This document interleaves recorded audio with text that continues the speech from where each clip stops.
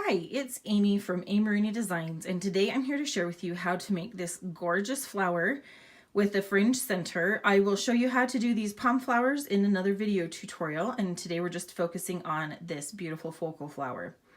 To begin, you're going to need your pattern pieces. I like to print mine onto these quilter freezer paper sheets, but you could print it off on regular paper and trace it onto regular freezer paper or transfer the pattern in any method of your choice.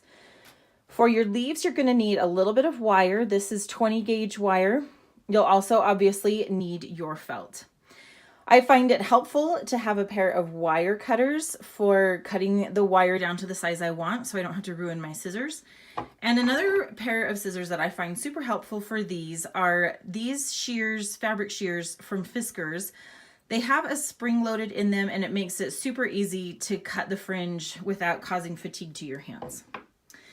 So to begin, you're going to take your long strip and you're going to cut a fringe all the way along the long side. It's okay if it's not perfectly even. You just want it to go all the way down and you want to get about 3/4 of the way through your strip. That way you have a nice full fringe. Once you have that all cut, you're going to run a thin line of glue on the bottom here. I usually do 1 or 2 inches at a time. And then you're going to begin to roll up your strip. Now you want to make sure that your flat edge stays even, your uncut edge stays nice and flat and even as you roll. So I'll add a couple of inches of glue, roll that up to the end of my glue, add some more glue and keep rolling until I have my center all the way rolled up and glued. And so you can see on the bottom here how I have kept that nice and flat. Once you're done with that, you are going to come to your petal pieces and you're going to cut them all out.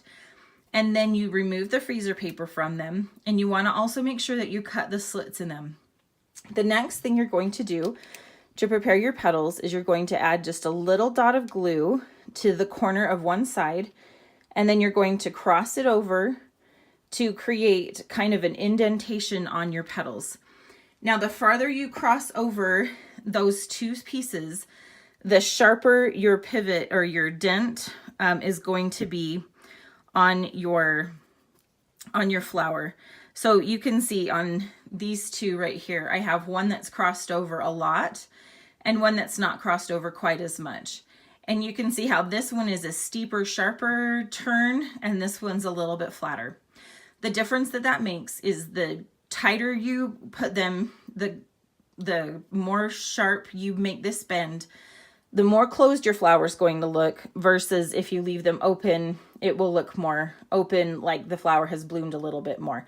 Totally up to you. Often what I find I will do is I'll do 4 super close and 4 a little more open so that my inner layer is more tight and my outer layer is a little bit more open.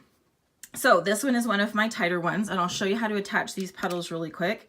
You just add a little bit of glue right there where they've crossed over, and then you're going to just set that so that your center sits inside of your petal right there. Then you'll take another one that is going to be one of your center ones, and this is only if you've done 2 different shapes, you know, the tighter and the thinner. If not, it doesn't matter which one goes next. So I will do my second one directly opposite. I will add my third one, kind of filling in the gap there between those two. You can see right here.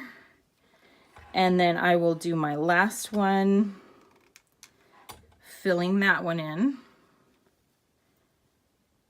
So that's my first layer. And of course you can leave it just like that for a nice small blossom if you want. I like to add a second row of petals just to make it a little bit fuller flower. And to do that, you're just going to, again, put the glue on and then center it.